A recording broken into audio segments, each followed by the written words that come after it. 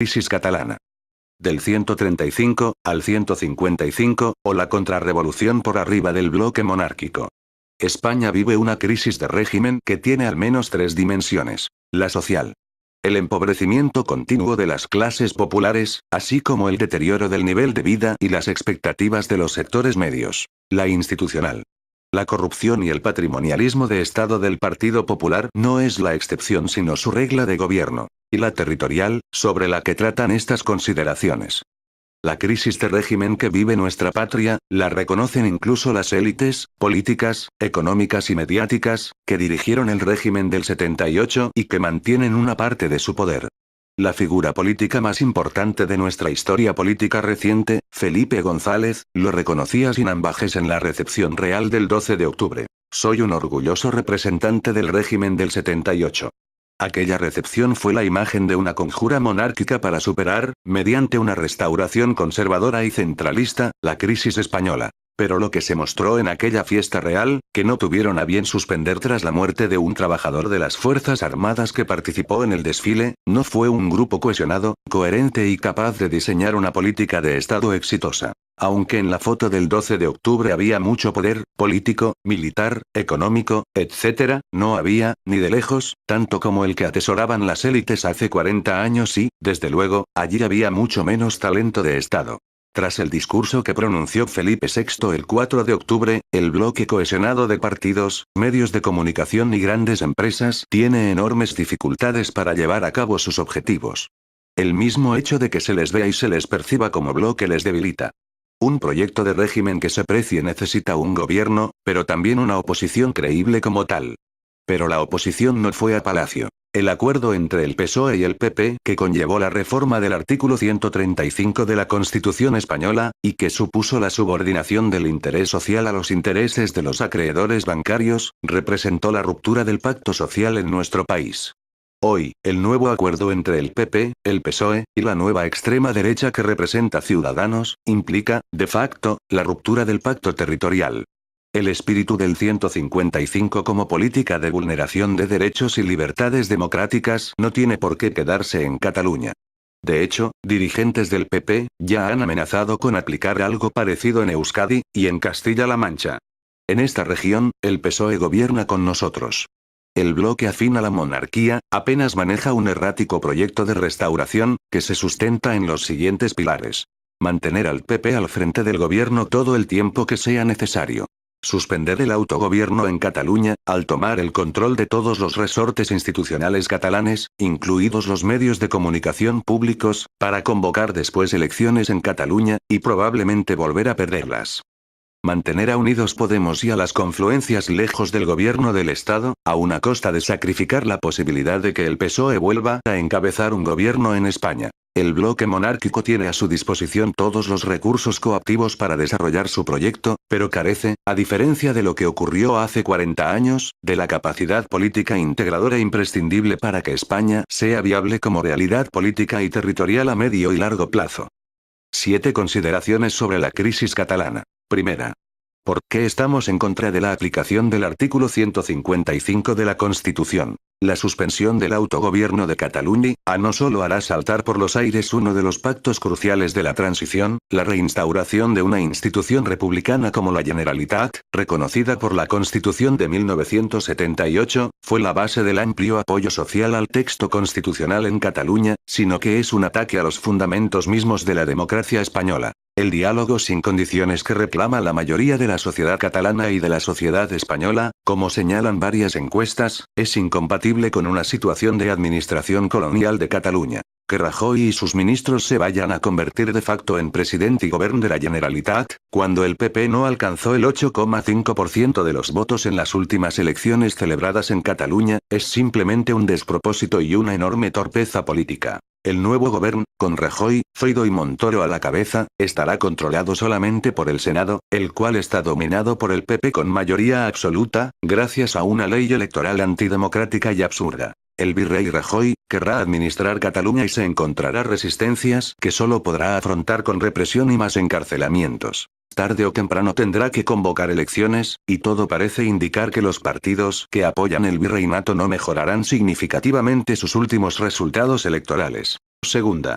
¿Por qué estamos en contra de una declaración de independencia? El problema de una declaración de independencia no es tanto su ilegalidad, o su unilateralidad, como su ilegitimidad. Las fuerzas políticas partidarias de la independencia obtuvieron el 47,8% de los votos, es decir, algo más de un tercio del censo electoral, en las elecciones de septiembre de 2015.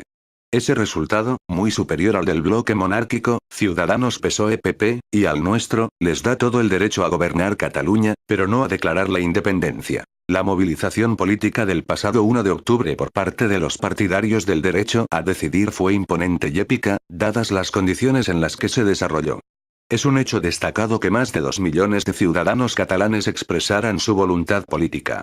Pero, aun aceptando los datos ofrecidos por la Generalitat, es evidente que aquella movilización no reunió las condiciones y garantías de un referéndum que permita determinar la relación jurídica de Cataluña con el resto del Estado. El 1 de octubre no se produjo solo una exhibición del poder de movilización del soberanismo, sino también la expresión de una voluntad mayoritaria de la sociedad catalana de decidir su futuro en las urnas y un ejemplo de movilización pacífica frente a la represión ordenada por el gobierno. Ningún responsable político puede ignorar esto. Pero, del mismo modo, no puede tampoco aceptarse que esa gran movilización social justifique la independencia de Cataluña. Tercera.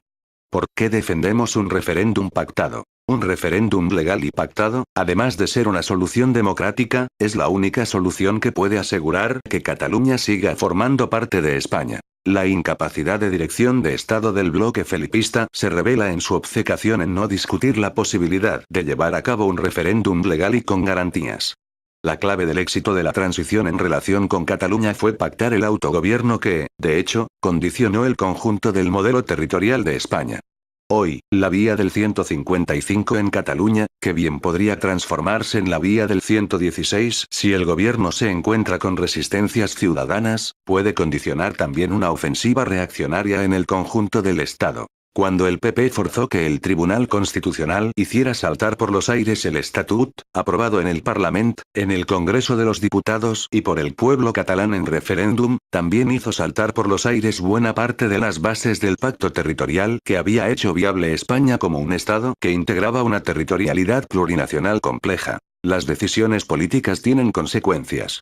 Puede afirmarse que si el PP hubiera respetado la voluntad popular de Cataluña, como hizo con la voluntad popular de Andalucía, algunos de los artículos del Estatut que el Tribunal Constitucional declaró inconstitucionales son idénticos a los artículos vigentes en otros estatutos de autonomía, hoy no sería necesario hacer un referéndum en Cataluña.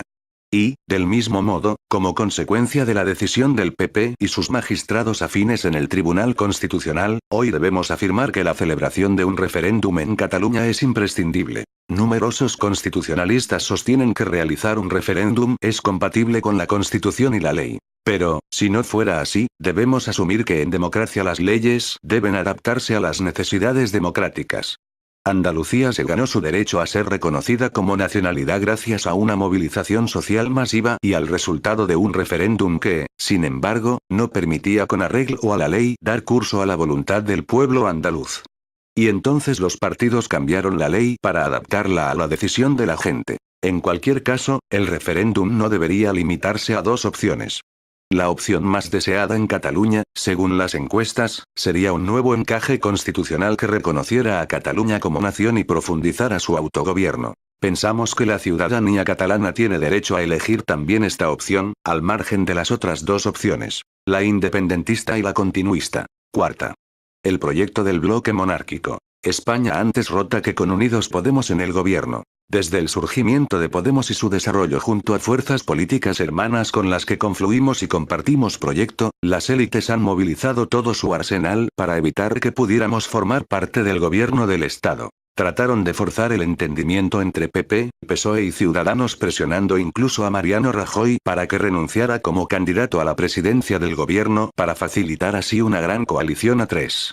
Rajoy resistió y el intento ulterior fue favorecer un gobierno con un programa neoliberal acordado entre PSOE y Ciudadanos, siempre y cuando Podemos no participara en dicho gobierno. Las élites se opusieron con todas sus fuerzas a la posibilidad de entendimiento del PSOE con nosotros y las fuerzas políticas catalanas y vascas. El propio Pedro Sánchez, horas después de ser obligado a dimitir como secretario general del PSOE en 2016, reconoció en una entrevista con Jordi Évole, que fue presionado, entre otros por César Alierta, así como por los jefes del diario El País y por la vieja guardia de su partido, para que no formase un gobierno con nosotros. Las élites saben que solo un gobierno de coalición con Unidos Podemos hubiera podido pactar una salida democrática al problema catalán, pero nuestra presencia en el gobierno habría implicado también cambios en el Estado que hubieran amenazado sus privilegios y a un entramado corrupto que, sin controlar el Estado, habría quedado expuesto a una acción de la justicia sin interferencias por parte del poder político.